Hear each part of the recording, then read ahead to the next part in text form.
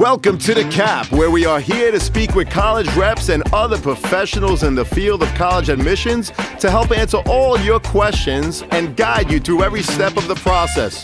So if you're serious about college admissions, you've come to the right place. Are you ready?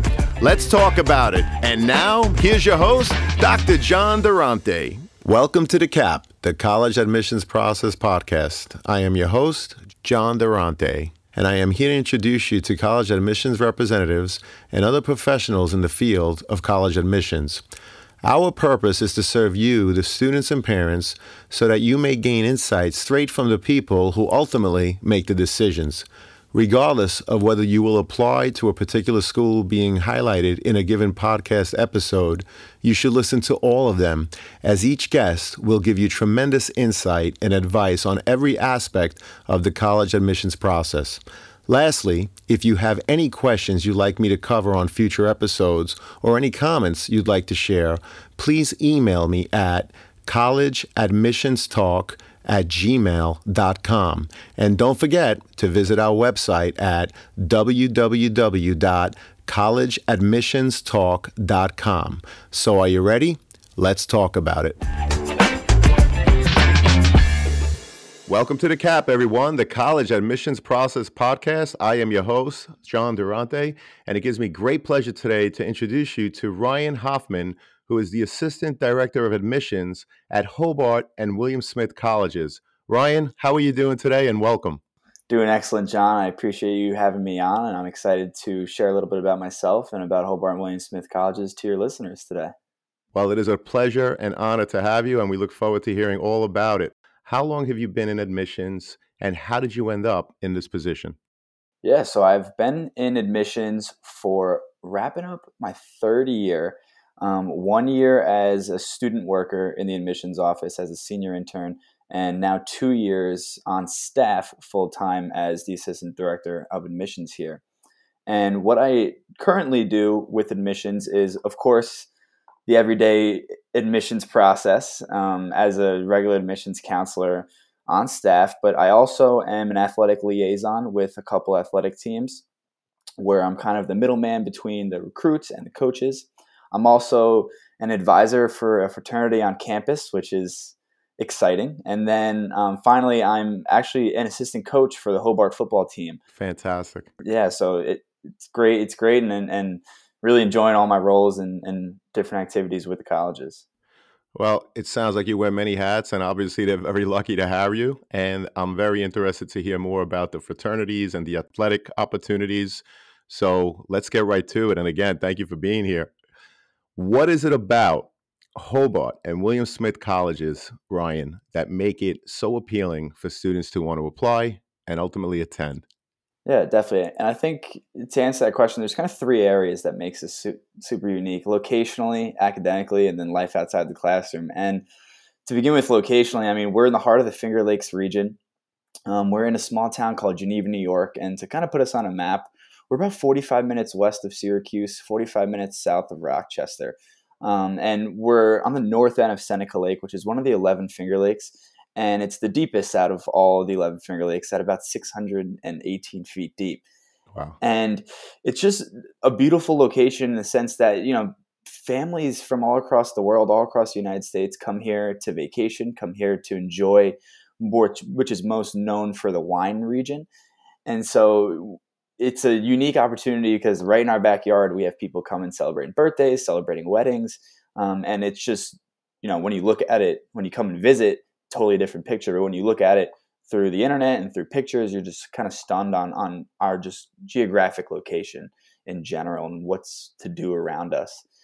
And then academically, we're super unique. We're a small liberal arts college, private institution. And we have 68 different minors and 45 different majors. We have a couple of pre-professional programs, and we have 2 master's programs as well. And what makes us super unique is a ton of different directions academically. And I think the first one is kind of how we do academics in 2 cents. One is kind of like something called our 8 goals, and many schools call them distribution requirements. But I feel that this is how we do interdisciplinary learning. And how we do it is the sense that, look, you have to accomplish these goals. We like to say these skills prior to graduation, such as quantitative reasoning, ethical judgment, social inequalities, critical thinking, communicating effectively. And you have to accomplish these goals kind of best based off of you and your curriculum and how you can best be successful. For example, if you're not the greatest math student, quantitative reasoning is going to come a little bit harder to you once college arrives, right? And so you can accomplish quantitative reasoning through a meteorology class, through a psychology stats class, through an elementary education class.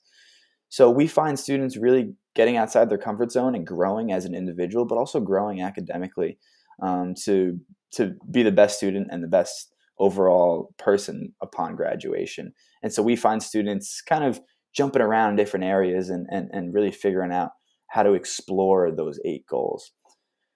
But with our main curriculum, we want all of our students to have 2 areas of concentration, a major and a minor. And so you can double major, you can double minor here at the colleges, which makes it about, with those 68 minors and 45 majors, about 3,000 different opportunities to kind of cross your academic areas. And what a lot of students kind of gravitate towards here academically is our architectural studies, our economics, our environmental science, our health professions, and our media and society. And so that's where we see a lot of our students kind of gravitating towards. That's a little bit about us academically, but life outside the classroom, what makes us super unique and different from a lot of small liberal arts colleges is something called our centers. And these are 13 centers across campus that are university level centers just at a small liberal arts college. For example, maybe it's right down the road, which is our Centennial Center for Leadership, Entrepreneurship, or Innovation, where you might take your first public speaking class. Maybe it is the Center for Global Education, where you might study abroad, where 65% of our students study abroad, to about 59 different programs we have to offer here. Maybe it's our Intercultural Affairs Center, where you want to broaden yourself globally and with equity and inclusion. And then one center that I truly loved during my experience was the Career Service Center. You know, there's a statistic that I heard during my visit, which was a while back, and I love to always tell families about it now. And it's that 53% of our students walk across stage with a job, internship, or research opportunity in their hand. Wow. Did you say 53%? 53%. That's amazing. Yeah, and it's something that students value different things during the college process, of course. But when you're looking at different institutions and you kind of hear that, and you hear how Hobart and William Smith colleges values it, it's something that goes a long way during the process. So I can continue talking on about our college, but that's a little bit about why students apply, what makes us unique, what makes us different from a lot of small liberal arts colleges. Well, thank you for all of that information, and we certainly want to hear a lot more about Hobart and William Smith colleges in terms of what you offer in the classrooms and beyond, which leads me to my next question. Many students and their parents have reached out suggesting I ask about life on campus. Ryan, what could you tell us about life on campus outside of the classroom?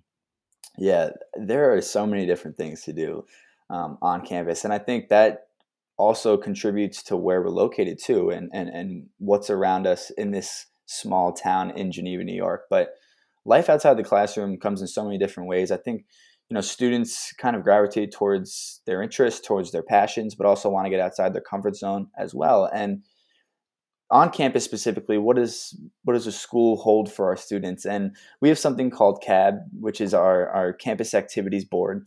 And it's run by students to give other students opportunities, life outside the classroom, in the sense that there's many different things seasonally. So, for example, in the fall, of course, we have our homecoming weekend, but we also will have like a movie, like Friday Flicks, where it's like an outdoor movie on our quad. We'll bring food trucks in. Closer to the winter, we have our Winter Wonderland, where we build an ice skating rink and we have a live band. There's axe throwing and there's fire pits and there's different outdoor games. We have our welcome back concert in the start of the spring semester. We have different activities such as the colleges host like a big tailgate for our we always play Hobart versus Syracuse every year. It's a really long rivalry.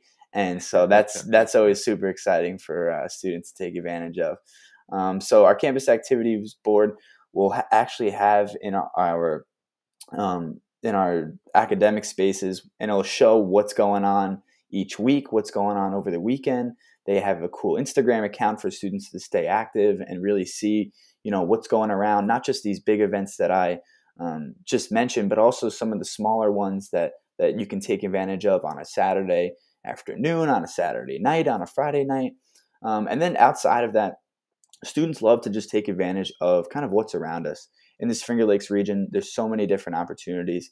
Being 5-minute walk from downtown Geneva enables students to really immerse in the community and get involved in many different ways. And of course, there's so many opportunities with all the state parks and all the waterfalls and the lakes and themselves that students can take advantage of. We have this dock, which is right on campus, not on campus, but it's a 2-minute walk from campus, and it's utilized solely for our students. And you can just enjoy the dock with your friends. You can rent a pontoon boat, you can rent a kayak, you can rent paddle boards, and you can utilize what's outside of, the college itself, being that we're right directly on this lake. So there's so many different opportunities, not only on campus, but also off campus with what's around us with the environment. Well, I've been in the area and it is absolutely beautiful. Being in the Finger Lake region, seasonally, there's so much to do off campus. Obviously, in the winter, I know that the skiing in the area is phenomenal. And being right there on the lake, like you said, renting a boat, fishing, taking a hike, taking a walk, those all sound terrific. I wish I were up there with you right now as we get closer to the spring. So let me ask you, how many applications do you review a year, and do you represent a specific region? Yes, so I do represent a specific region. I am the regional manager for these regions. So it's Long Island, and then it's Florida, Georgia, Ohio, Illinois, and Indiana. Wow, that's some commute, Ryan. Yeah, so it's been awesome. I was able to visit around 130 high schools this past fall. So That's fantastic. but application wise, yeah. So with our office, we hover around 5,000 applications, and Wow. specifically with our regions, different regions vary on who gets more and who gets less, and it's kind of based on that. But yes, for our specific review process, we review based on our regions, and then it's kind of a buddy system where we have someone else with us to also review those applications. So, for example, I am the buddy system to my colleague who represents New Jersey and Pennsylvania. And so we're kind of co-compatible with those regions in terms of the review process. That's fantastic. And thank you so much for that insight. Can you walk us through the process of how you evaluate so many applications? People always ask about the process. So, any insight you could provide, and I know you already provided some, but any further insight you could provide would be appreciated. Yeah, so specifically, we each represent a region, and those are the applications that we review. And like I said, with that buddy system, now in terms of a committee, for example, there are different committees where some of these applications will be pushed to. And for example, let's say the student is on the cusp and we maybe disagree, me and my co-compatible colleague who are reading this region, then we will push it to a committee who will re-review it all and either agree with one party or agree with the other, and then push it along in that way. But in terms of evaluating the application, we review holistically. So the entire application is what we evaluate. And so it's not just, oh, here are the classes you took and here are your grades, and this isn't up to our bar, we're going to not accept you, so on and so forth. But how we do it is, of course, we start with what you're providing us with the application from your essay, from your activities, and then kind of transitioning through your letters of recommendations. What's your counselor saying about you? What's your professors and what your teachers saying about you as well? And then we go a little bit more towards the academic side of things. We are test optional. We've been test optional for about 15 years now. So we understand some test scores might not reflect the student. And so that's kind of how we review it. And then academically, we're going to review your transcript. What classes are you taking? What's the rigor of them? How did you perform in them? And so we review holistically and in many different areas will be the best reflection of the student and how they would be a great fit here at Hobart and William Smith colleges. Well, again, Ryan, thank you so much for that insight. So let's talk about the freshman class. What is the average profile of the current class in terms of GPA and any other information that you collect? Yeah, so the average class has a GPA roughly around a 3.55. And from an SAT, ACT standpoint, the SATs range between a 1180 and a 1360. And then ACT is anywhere between a 27 and a 31. That's a little bit about the freshman class in terms of their actual requirements academically. But we've seen this past year that a lot of the incoming class are athletically gifted, and in the terms of we actually found a stat that I believe it was like 87% of our first year class played a sport in high school, whether it was just an intramural type sport or whether it was actually a varsity sport. So that was something interesting. But overall, our first year class is very wide ranged in terms of their academic interests, what they were involved in high school, but also where are they coming from. 60% of our students come from outside of the New York State, and 40% of them come from inside New York State. And so it's ranged anywhere from California to Florida to the Midwest to the New England area. And so in terms of our kind of freshman class average, that's a little bit about that. I find that very interesting that 60% of the class is from out of state. That is a very interesting statistic. I appreciate you sharing that. And so, Ryan, if a prospective student falls a little below the current freshman class average, what are some of the things they can do to increase their chances of being admitted? Yeah, and I think it goes back to having that holistic review of the application. We understand the transition from middle school to high school is a little rough around the edges at first, and how you can bounce back is show an increase in your grades over the years and continue to climb and get better academically. But also get involved with what your school has to offer, whether that is athletics, whether that is clubs, whether that's community service, whether just showing that there is more to the mishap of your freshman year, and showing that you are being involved and being committed to your community and your school, and showing it in the classroom. Maybe you stumbled during your freshman year, but through what your teachers are saying about you and your teacher recommendations shows who you are as a student and how committed you are to being successful in the classroom. Great advice, Ryan. I really appreciate that insight. Going back to the application, do you use the student's high school GPA as indicated on their transcript, or do you recalculate it using your own calculations? And if so, what do you look at from a student's academic record and how do you evaluate them? Yes, so we take it right off the transcript, and we use our professional judgment in a couple ways. If we see that it's really inflated on the transcript due to whatever circumstances, then yes, we are going to go back and recalculate it. We also recalculate based on if a student went to one school for a year or two and then transferred to another. Right. That's where we will incorporate the recalculation of it. But yes, for the most part, we will take it right off the transcript. Understood. And thank you so much for that, Ryan. I appreciate it. A student's activity sheet is another piece of their application. What are the kinds of things you are looking for beyond the work they did in the classroom? Yeah, what we like to see is something to show that they care about the school, the community, and then something else passion wise. And this could be a repeat, but it could also be a passion in terms of sports, playing the piano, and more. On the Common App, it shows that list these activities as important to you. And so Right. some schools just load it from the first three in their systems, and some data is produced to make these decisions on these first three. So in terms of listing them as important, you should show that on the Common App. But what we like to see is commitment overall and the depth of the commitment over these types of activities. Are you playing the piano for 4 years? Are you playing it for 3 years? Or do you do it each week, bi-weekly? Sports, are you on a team for all 4 years? Were you on JV for 2? Did you move up to varsity?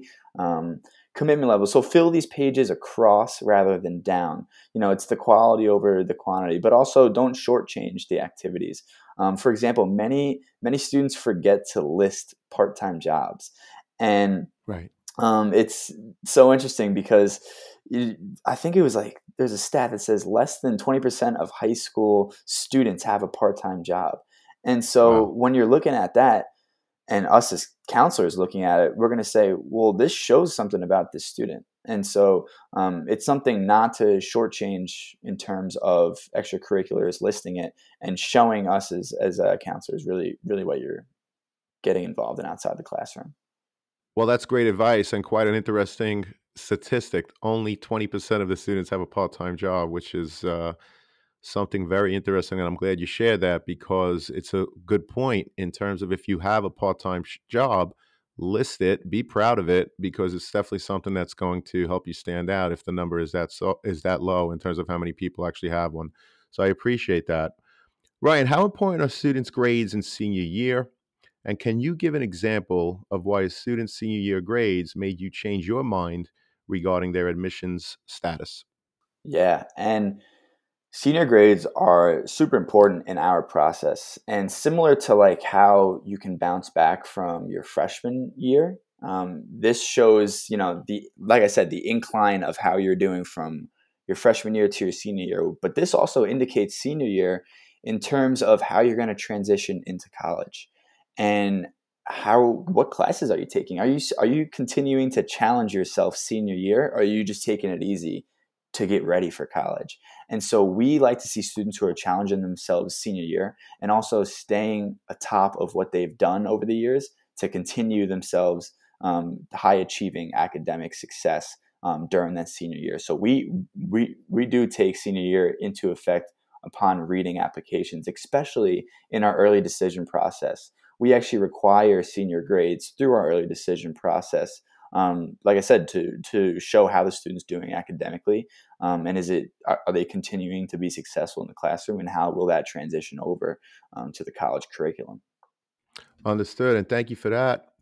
Ryan, do you offer any supports for students that may have had an IEP or a 504 while in high school? And if you do, I would appreciate it if you could just elaborate on whatever it is that you offer. Definitely. So here at Hobart William Smith Colleges, we mentioned those 13 centers earlier and how it makes us unique. One of those centers is the Center for Teaching and Learning, and many different avenues through the Center for Teaching and Learning. But in one of the avenues is for students with disabilities, students with an IEP, and we have many different opportunities for them. You will actually have a counselor through this process who's a specialist in our Center for Teaching and Learning, where you can go to for many different opportunities, whether that's you need extension on a paper, on a test, you need to take a test in a different room, you need a little bit more extra help in this specific topic in a specific class for a specific test, whatever it might be. Our Center for Teaching and Learning is there for all students. And really what their mission is here is to engage with the HWS community, to enhance equity, inclusion, and access by working to remove institutional, classroom, and environmental barriers that impact learning. So that's just a little bit about our Center for Teaching and Learning for students. Well, thank you so much for that, Ryan. And I just want to mention that if you have any links, whether it's for that center or the General Office of Admissions, I'm happy to put all of those links and more into our show notes. So just send them to me so that we could share them with parents and prospective students. You mentioned that you're the assistant football coach, so I'm looking forward to asking you the following question. Ryan, what about students aspiring to play sports in college? What advice do you have for prospective student athletes, of course, in terms of making their intentions to play known? Yeah, that's a phenomenal question. And here at Hobart William Smith Colleges, we have 35 sports, Wow. all at the Division III level, except for our men's lacrosse, who plays at the Division I level. Great. And yes, like I said, I am the assistant football coach here, and I played 4 years of football here Fantastic. at Hobart. Fantastic. Yeah, and it was great. And I think I could go on and name all these stats, but we all know transitioning from playing high school sports into college sports is such a unique opportunity, and only a small percentage of student athletes have that opportunity. And so I think it's something that will enhance the student in terms of, how they perceive college, but also, their college experience as well. It's another opportunity for that student to grow as an individual in such a vital kind of age group. You coming out of college at 18, you're going to graduate at 22. It's such a great transition for students to grow. And I think college athletics is a perfect way for that to happen. And in terms of making their intentions to play known, there's so many different opportunities to do that. Maybe that's right off the bat. Maybe that's, hey, I just got done playing 4 years of field hockey, and I want to play in college, and I've made that known since junior year, and that's through film, that's through saying it out to coaches, that's through making connections with coaches. Or maybe it's on the other side of things. Maybe it's, I'm not so sure if I want to play a sport in college. I only played lacrosse for 3 years, but I would love to check it out in college, maybe at a club level, but also maybe at a varsity level. And maybe it's not having those conversations with the coach directly. Maybe it's working through the admissions process, being admitted into the school, and then saying, you know what, I can see myself, being a part of this team, being a part of this community, and jumping right onto there. But in terms of student athletes wanting to be recruited at different institutions, one piece of advice I would say is definitely be over communicating. Be thorough through the process and kind of know your values. What do you want in a college athletic team? Make that list, and then be thorough during it. Talk to the coaches, talk to the players, see their experience, see if you can see yourself being in that locker room or being coached by that specific coach or position group. And something that has been super popular over the years, and I most certainly used it when I was being recruited to play football, was the social media presence. And I believe that, the social media presence is so phenomenal for our student athletes. It's another way of getting your name out there, another way of marketing yourself. And it's something that's been so prominent over the past couple of years. And it's something that will continue to do that. So for student athletes interested in being recruited, utilize that social media presence of yourself and really market yourself, put yourself out there. It's always funny. LinkedIn is such a kind of not post grad, but you're in college and you're ready to look for jobs, and you use LinkedIn, which is a way for different companies to look at your resume, to look at your work experience, who you are as a person. And that's what these different platforms such as Twitter and Instagram can be used for in the recruiting process. And it's something that's ideal for college coaches to reach out and to see your film. So.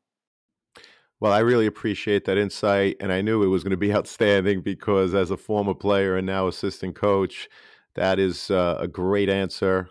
And I love what you said to students. Over communicate. If you are a prospective student athlete, your intention is to play at the collegiate level, you can't emphasize the fact that you have to over communicate. You got to let your intentions be known.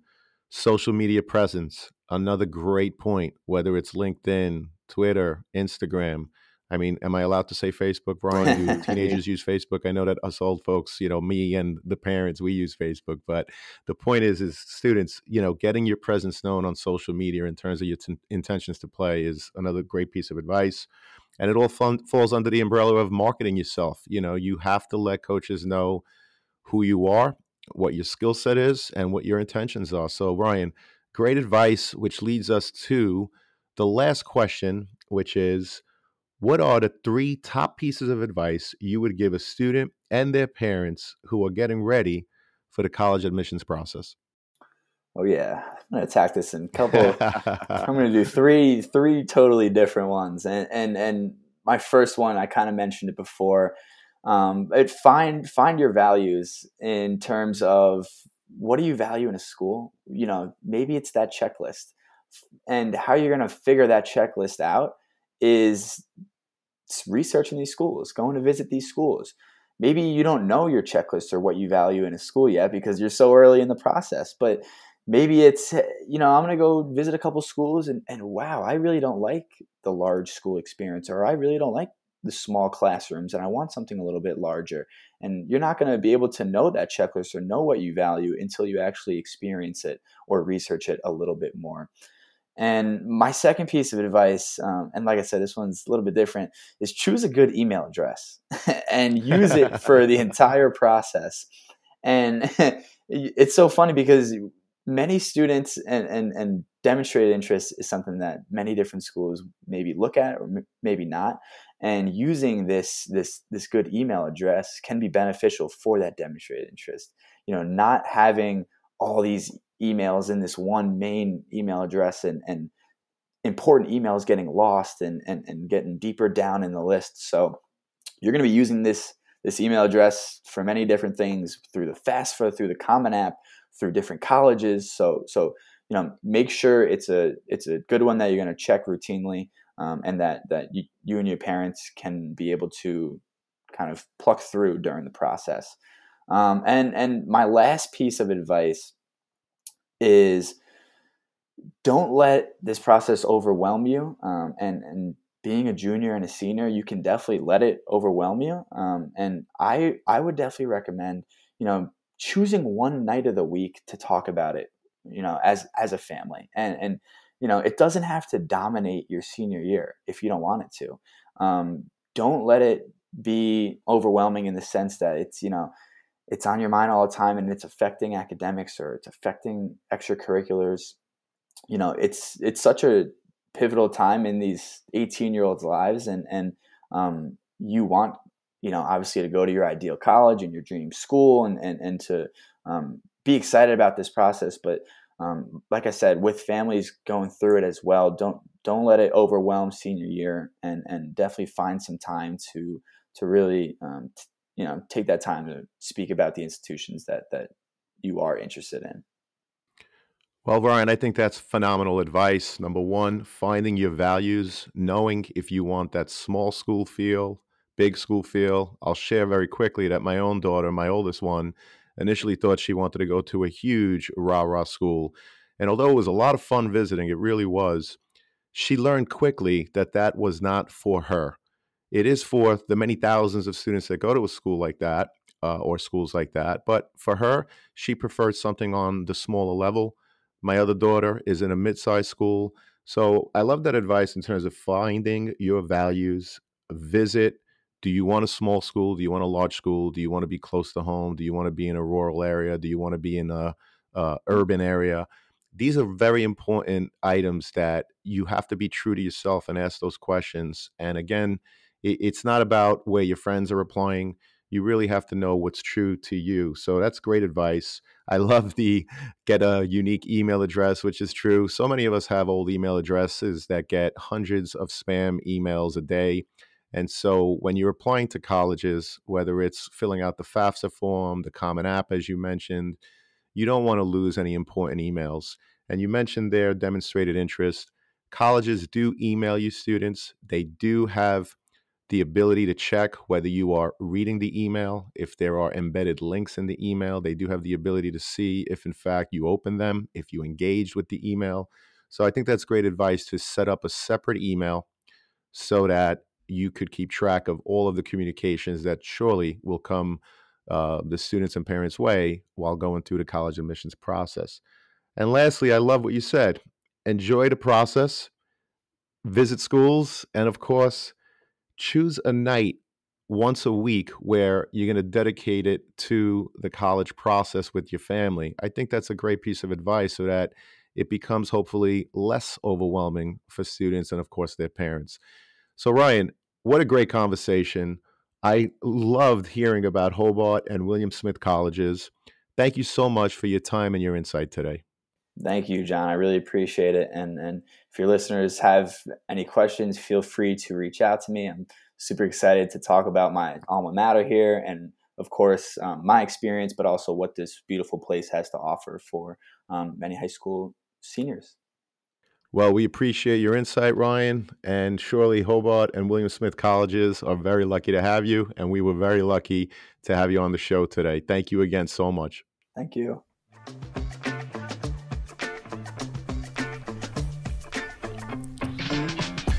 Thank you for joining us on this episode of the CAP, the College Admissions Process Podcast. We hope you enjoyed the show. If you did, please don't forget to tell a friend and follow us on Facebook, Instagram, Twitter, and wherever you listen to your podcasts. I am your host, John Durante, and I look forward to seeing you on the next episode of the CAP.